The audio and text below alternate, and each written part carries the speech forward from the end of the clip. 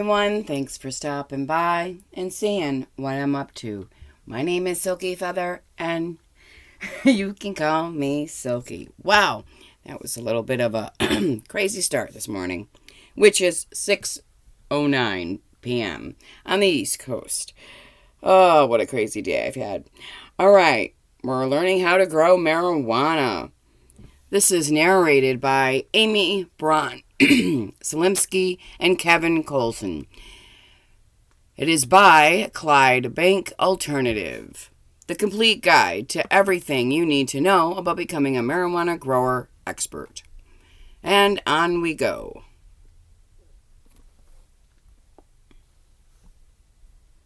Chapter 2. Knowing You're Growing. The good news for aspiring cannabis growers such as yourself is that marijuana is an easy plant to grow and cultivate. It is simple to maintain and is strong enough to survive a wide range of growing conditions. This is an asset to growers who farm the plant outside of the bounds of the law, and many have become adept at growing in the most unlikely of conditions. More on concealment later. Cannabis is a type of plant known as an annual. Annual plants complete their life cycle in a single growing season. This means that in the wild, they die off for the duration of the winter and sprout anew in the spring. The opposite of annuals are perennials, or plants that grow for 3 or more seasons. While perennials are a good choice for decorative gardens and landscaping, we won't get into them here. For the grower, this means that the annual cannabis can be planted from seed, grown to maturity, and harvested in one season.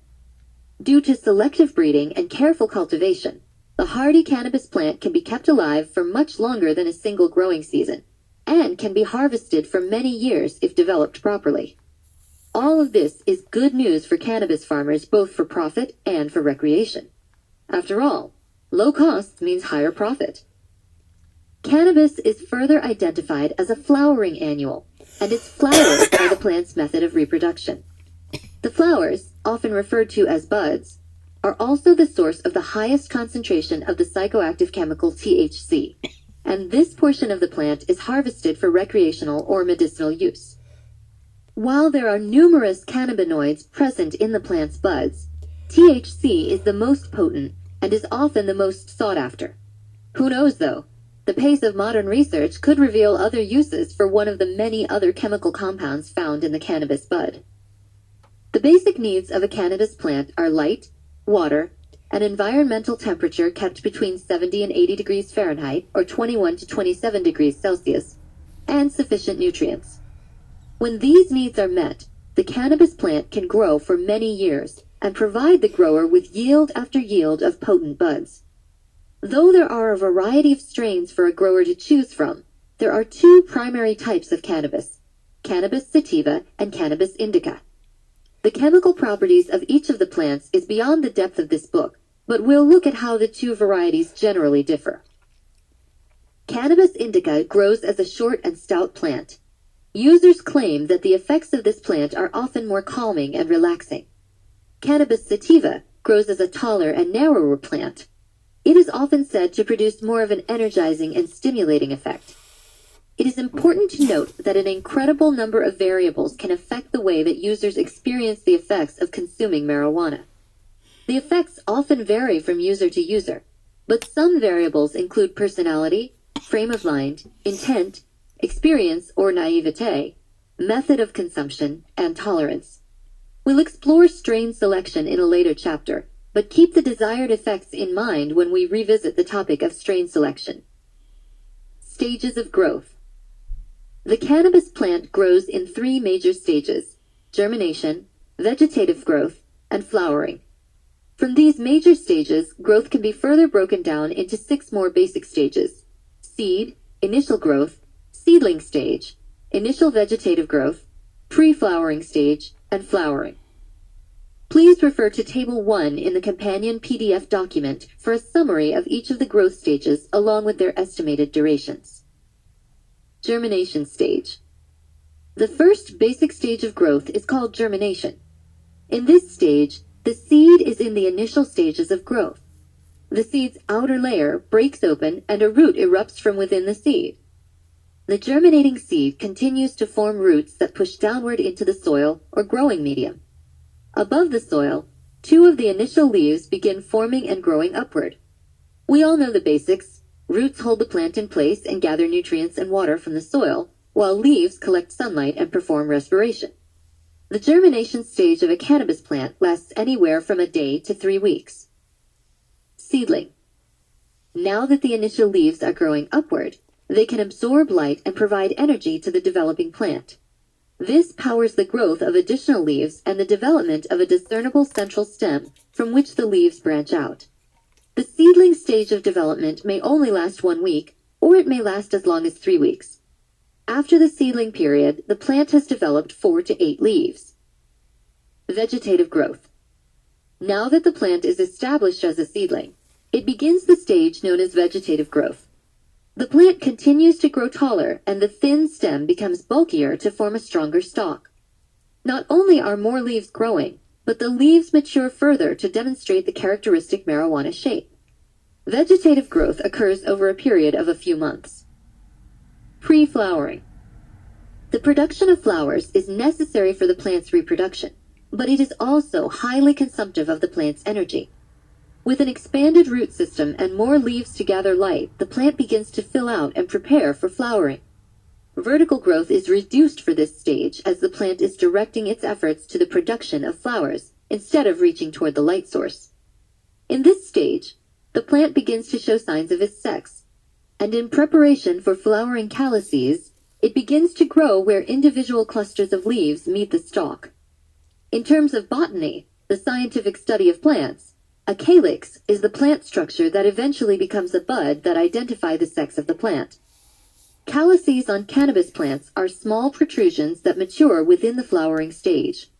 Pre-flowering may occur over a period of up to 2 weeks. Flowering. The flowering stage is the final stage of the plant's growth cycle. This stage lasts from 4 to 16 weeks and is the level at which a plant's sex is clearly visible. When the plant produces flowers, the shape of the flower determines its gender. Male plants produce clusters of small balls that become pollen sacs. Female plants produce pistils that resemble fine hairs. Pollination occurs when the male pollen sacs burst and pollen carrying the genetic material of the plant interacts with the pistils on the female buds. After the flowering phase of the plants, pollinated female buds produce seeds that mature within the fertilized bud for up to another 16 weeks. When the seeds reach maturity, the pods burst and the seeds drop. In the wild, the seeding process ensures that future generations of the cannabis plants return the following growing season after dying off for the winter. Remember, cannabis plants are annuals. Importance of gender. So what if one plant is male while another is female? What does that have to do with anything? The answer is everything. It is extremely important to understand how to sex your plants to ensure the most productive crop yields. We already know that cannabis plants are annuals, but they are also dioecious, meaning that plants produce either male or female flowers, but not usually both. The opposite of dioecious is monoecious, or a plant that has both male and female flowers present on a single plant. There are rare instances of cannabis plants that are hermaphrodites with male and female organs present in each bud, or both sexes of flower present on a single plant. While it may sound advantageous to have cannabis plants that will self-pollinate, or a room full of both sexes that will propagate much faster, the opposite is more desirable for growers, especially for-profit growers. If the plants are being cultivated for recreational or medicinal purposes, then the concentration of THC present in the buds will be the chief indicator of quality. When male and female plants are mixed within a generation, or even within an entire crop, this can have a profound and negative effect on the levels of THC that are found within the harvested buds.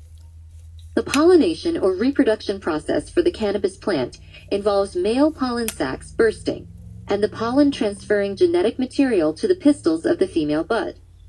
Once the female bud is fertilized, it begins to produce a seed. The problem with this scenario is that once a female plant is pollinated, it directs all of its energy to the development of the seeds. Don't blame her, you would do the same thing. Once the seed is growing, the levels of THC produced in the bud drop off, and the result is a much less potent product. As a grower, you want to cultivate a high-quality, potent product, no matter what its end use will be. A quality product can command a higher price, and the process of separating your male and female plants is relatively easy. Sexing your plants. A farmer who raises livestock will tell you that if you want to know the sex of one of your sheep, just lift the tail. Not so easy with plants that have neither tails nor what we would recognize as genitals.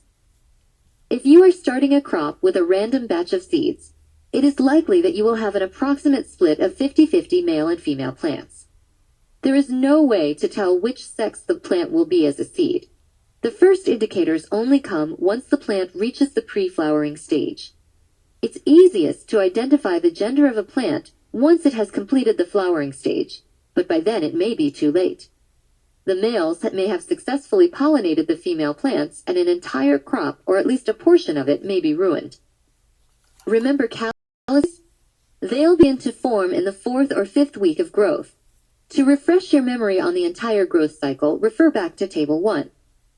Close inspection of these soon-to-be buds is key to successfully separating your plants early enough to avoid accidental pollination. This is a key point to the successful growth of marijuana, and as such, this is neither the first nor the last time the visual indicators will be mentioned. Please refer to Table 2 in the companion PDF document for the gender differentiation signs of cannabis plants. You may not want to wait until your plants reach the flowering stage before identifying their sex. Remember how low costs can contribute to high profits? Cultivating an entire crop of plants requires time, effort, and resources. It's not prudent business to spend time and money growing a crop of plants, only to discard half of them. Effectively, this could double the cost of growing your plants before you can correctly sex them. So identify the gender as soon as possible to save time and money. The following are quick sex identification techniques. Keep each of these in mind when sexing your plants, as they are not all guaranteed to be 100% accurate. Where one may not work, another could save you time and money by weeding out males quickly and leaving the THC-rich females unfertilized. The exception to this rule is cloning, which is a little more involved and highly reliable. Rate of maturation. A basic indicator can be the time it takes each plant to show the signs of its sex, otherwise known as maturing. Females will often take longer to show signs of budding, so if a bunch are showing signs of being male and the others are taking their time, this in itself can be an indicator of which plants are female. Buying all female seeds, or feminized. What if you could avoid growing males in the first place? Growing from a batch of only female seeds will ensure that you spend less time worrying about the gender of your plants. Methods of producing all female crops for seed sale are outside the scope of this book, but some sellers may be able to provide pre-sorted seed batches for larger growing operations. Beware, even in a female-only batch of seeds, a male or several may pop up, so still pay attention. Feminized seeds are covered in greater depth in Chapter 6 of this book. Size. Other early sexing techniques include observing the size of your plants as they grow. Male plants tend to be larger than the female plants that were planted at the same time and have grown under the same conditions. While this is generally considered to be quite effective at distinguishing sex, it is not 100% guaranteed that female plants will be smaller, so keep that in mind. Cloning. Cloning plants is the only true way to guarantee their sex. A clone will have the exact same DNA as its host or parent, and therefore the exact same sex. While this is the most involved and time-consuming method of sexing your cannabis plants, it is also highly accurate and the only reliable way to ensure correct gender identification. The cloning process involves taking a small cutting of the parent plant. The cutting is placed in soil and allowed to grow on its own for a few days, before it is forced into early flowering through a process of 12 hours of darkness and 12 hours of light. This process is done apart from the host plants, as they should be allowed to grow normally without forced flowering. Once the clones begin to flower, their sex can be determined. Remember to devise a system to ensure that the clone is matched to the parent from which it was separated, otherwise cloning is a waste of time. Sprout location during germination. While this is perhaps the least scientific of all the early sexing methods, Many growers claim that they can identify the sex of their plants with a 90% accuracy just by observing where the sprout emerged from the seed. It is the experience of many growers that top or bottom sprouts result in female plants, whereas side sprouts result in male plants. Don't start throwing away all of your side sprouting plants just yet. Keep a log of your plants that sprout sideways and see if they end up being males. If you are seeing consistent numbers, consider using this method of early sexing. Some growers trust it to the extent that all side-sprouting seeds get discarded immediately, while others are more suspicious of the consistency of the results. Hermaphrodites. Keep an eye out for plants that exhibit both pollen sacs and pistils. If these occur, try pruning off the male calices in an effort to train the plant to only develop female flowers. A hermaphroditic plant could potentially self-pollinate or pollinate other nearby plants due to the presence of the male flower and its pollen sacs. Growers who are producing marijuana for recreational or medicinal purposes will be harvesting from the female plants, the ones that produce the highest levels of THC. The earlier males can be detected, the lower the chances they have of pollinating the females, and the fewer resources are consumed raising useless plants. Once the males are separated, they can be destroyed, or they can be reserved to pollinate more females in the interest of breeding your next crop. Try different methods and evaluate the results for yourself. Cloning is the most reliable method, but it takes time and resources. We all know that time is money and money is money, so if you can determine a method that's quicker and gives you a level of reliability you're comfortable with, then that's the best choice for you.